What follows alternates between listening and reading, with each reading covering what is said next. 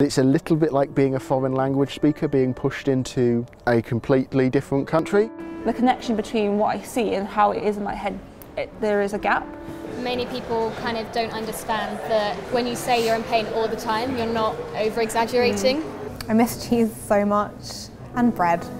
I'd kill to be able to eat garlic bread again. Having people understand me is still something I'm not quite used to, but I feel like slowly the world's finally starting to understand what it's like.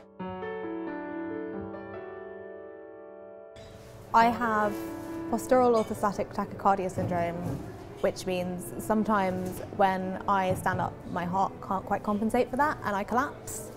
And I also have colitis, which really affects what foods I can eat. I can't eat gluten, dairy, more than one portion of fruit a day. I'm not allowed oil. I'm not allowed anything high in sugar. And I'm not allowed caffeine because of the colitis, but I have to drink more caffeine because of the POTS. Whenever I sort of explain fibromyalgia, I'm just like, I'm in pain all the time.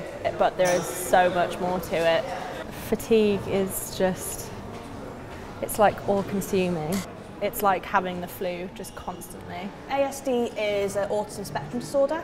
It impacts your brain in the sense that the way you react to sounds, to lights, to any sort of external stimuli. Certain foods I can't eat because the texture is just blah. Or not liking loud noise because it feels a little bit like someone's bashing a sledgehammer into my skull. Dyslexia comes in different forms. For example, me, it affects my short-term memory, so my kind of phonemes I forget, so I always get the E and A mixed up. It's frustrating when you know what you want to say, but as soon as it comes to speaking, I'm like, yeah. All throughout uni, I've missed so many lectures.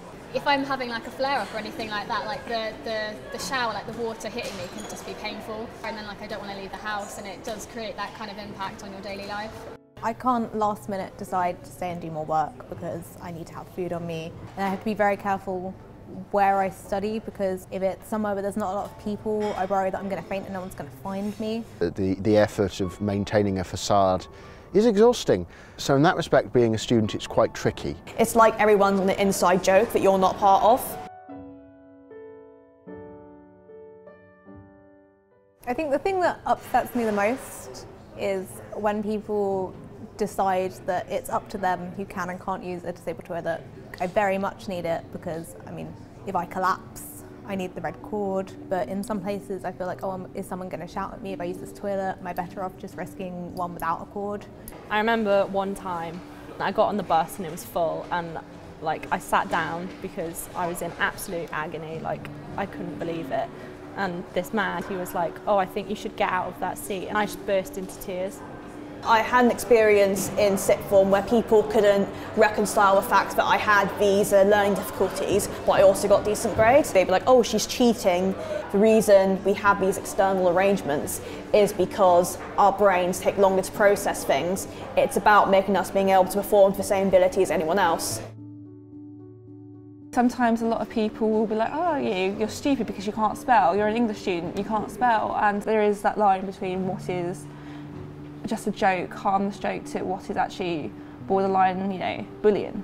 I've had like close friends tell me, it doesn't really seem like it's a real thing. It does sound unbelievable that someone is in pain 24/7, like that doesn't diminish the fact that people go through it. In terms of stereotypes as well, like we're not all maths geniuses. We don't all have explicitly specific skills in some areas, or we don't always speak in flat tones. Do you have a special interest? Do you like routine? People like it if you fit into a neat category. It makes you easier to understand. I can't help having dyslexia and all the mental health issues, but there is things out there that actually can support you and help you throughout your journey at university. Like I will say, since I've been diagnosed with physical disabilities, I'm a lot more aware of how things would affect others. Getting involved in student media and the creative industries, I think I have kind of found my place. Having that support network of friends who understand you, that has in turn given me the confidence to speak up if I need help.